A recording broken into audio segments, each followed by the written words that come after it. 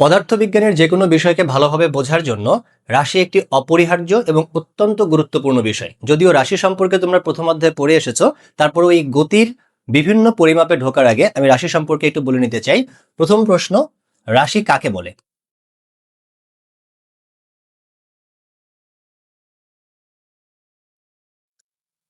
এই ভৌত জগতে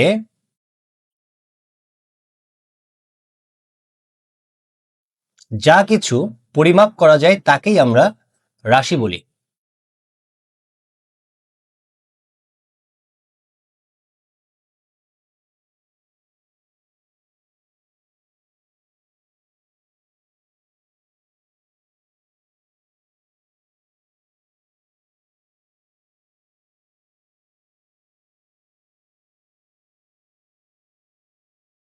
ওকে, এখন ধরো আমি কাউকে জিজ্ঞেস করলাম যে কেমন আছো, সে আমাকে বললো ভাই আমি ভালো আছি। আমি জিজ্ঞেস করলাম কতটুকু ভালো আছো, সে বললো অনেক ভালো আছে। আসলে কি আমি বুঝতে পারতেছি সে কতটুকু ভালো আছে? সে কি 50 কেজি পরিমাণ ভালো আছে, নাকি সে 10 লিটার পরিমাণ ভালো আছে? আসলে সে কতটুকু ভালো আছে এটা কিন্তু আমি পরিমাপ করতে পারতেছি না। তার মানে পদার্থবিজ্ঞানের ভাষায় তার ওই ভালো থাকাটা কোনো রাশি না। সো আমরা যা কিছু পরিমাপ করার মেকানিজম আবিষ্কার করতে পেরেছি, বা আমরা যা কিছু পরিমাপ করতে পারি এই ভৌত জগতে, তাকে আমরা রাশি বলছি। এখন পুরো রাশির জগতে আমাদেরকে বোঝা উচিত এই রাশিগুলোকে তাদের প্রকৃতির উপর ভিত্তি করে আমরা কত ভাগে ভাগ করতে পারি। প্রধানত রাশিকে দুটো ভিত্তির আন্ডারে আমরা শ্রেণীবিভাগ করতে পারি। চলো সেগুলো একটু দেখে আসি। আমরা পুরো রাশির দুনিয়ায় যত রকম রাশি আছে সেগুলোকে দুটো ভিত্তির আঙ্গিকে বা দুটো ভিত্তির আন্ডারে ভাগ করতে পারি। একটা হচ্ছে গঠনগতভাবে রাশিগুলোকে কেমন দেখতে হয় এবং তার ভিত্তিতে কত ভাগে ভাগ করা যায়, এবং আরেকটা হচ্ছে রাশির মান ও দিকের উপর ভিত্তি করে রাশিগুলোকে কত ভাগে ভাগ করা যায়। গঠনগতভাবে রাশিকে আসলে দুই ভাগে ভাগ করা যায়, যার একটি হচ্ছে মৌলিক রাশি এবং আরেকটি হচ্ছে লব্ধ বা যৌগিক রাশি। আর মান ও দিকের উপর ভিত্তি করে রাশিগুলোকে আমরা দুই ভাগে ভাগ করতে পারি, যার প্রথমটিকে বলা হয় স্কেলার রাশি এবং আরেকটিকে আমরা বলতে পারি ভেক্টর রাশি। মৌলিক রাশি কাকে বলে? নাম শুনে কিছুটা বুঝতে পারতেছো। যে ভৌত রাশিগুলোকে প্রকাশ করার জন্য অন্য কোনো রাশির সহযোগিতা প্রয়োজন হয় না, তাদেরকে মৌলিক রাশি বলা হয়। মৌলিক রাশি আছে 7টি। আর লব্ধ বা যৌগিক রাশি কাকে বলা হয়? যে রাশিগুলোকে আসলে একাধিক মৌলিক রাশির সমন্বয়ে প্রকাশ করতে হয়, বা যে রাশিগুলো আসলে একাধিক মৌলিক রাশির সমন্বয়ে গঠিত হয়, সেগুলোকে লব্ধ বা যৌগিক রাশি বলা হয়। তার মানে এই পুরো মহাবিশ্বে আমরা রাশি বলে যাদেরকে চিনি, সেগুলো আসলে 7টি মৌলিক রাশির উপরে ভিত্তি করে বা 7টি মৌলিক রাশির সমন্বয়ে গড়ে উঠেছে। সুতরাং পুরো রাশির দুনিয়া সম্পর্কে সঠিকভাবে বোঝার জন্য আমাদের সবার আগে মৌলিক রাশিগুলো সম্পর্কে সঠিক ধারণা রাখা প্রয়োজন। মৌলিক রাশি 7টি, এগুলো হচ্ছে দৈর্ঘ্য, ভর, সময়, তাপমাত্রা, দীপন তীব্রতা, তড়িৎ প্রবাহ এবং পদার্থের পরিমাণ। এবং এই 7টি মৌলিক রাশির সমন্বয়ে এই পৃথিবীর সমস্ত বা এই মহাবিশ্বের সমস্ত লব্ধ বা যৌগিক রাশির জগৎ সৃষ্টি হয়েছে। Okay fine. এবারে দেখো, মান ও দিকের উপর ভিত্তি করে আমরা রাশিগুলোকে দুই ভাগে ভাগ করতে পারি, একটি স্কেলার এবং আরেকটি হচ্ছে ভেক্টর। স্কেলার রাশি কাকে বলে?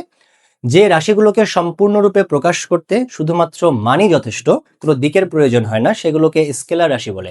যেমন আমি যদি প্রশ্ন করি তোমার ভর কত, তুমি বললে 50 কেজি। আসলে তোমার ভর 50 কেজি বলাতেই আমি ভর সম্পর্কে সামগ্রিক ধারণা পেয়ে গিয়েছি। সো ভর হচ্ছে একটি স্কেলার রাশি, এর কোনো দিক নেই।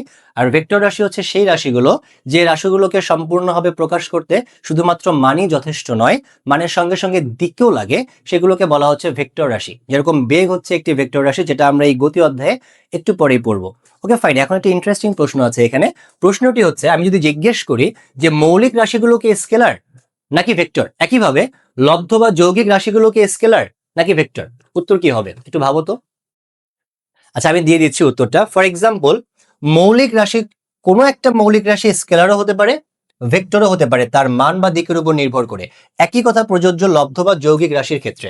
ব্যাপারটা কি রকম? ধরো আমি যদি জেন্ডারের উপর ভিত্তি করে মানুষকে শ্রেণী বিভাগ করতে চাই, মানুষ পাওয়া যায় দুই রকম, একটা হচ্ছে ছেলে আর একটা হচ্ছে মেয়ে।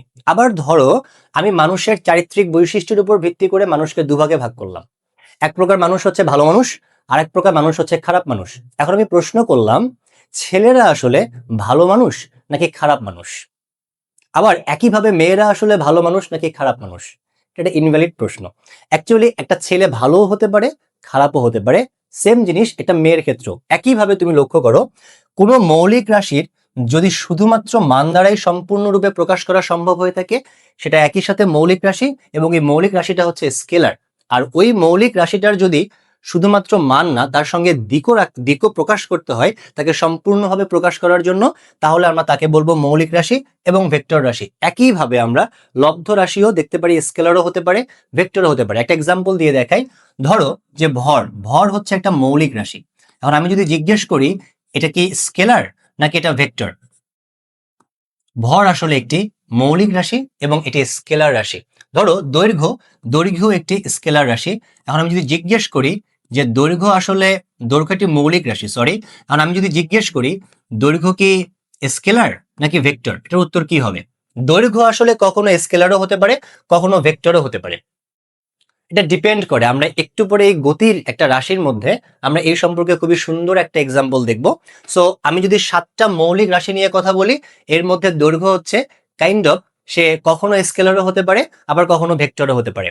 দীপন তীব্রতা আরেকটি মৌলিক রাশি, এটি হচ্ছে মৌলিক রাশিগুলোর মধ্যে ভেক্টর রাশি, একমাত্র পিওর ভেক্টর রাশি, যেটা শুধুমাত্র ভেক্টরই হয়। আর বাকি যে 5টা মৌলিক রাশি আছে এগুলো হচ্ছে স্কেলার রাশি।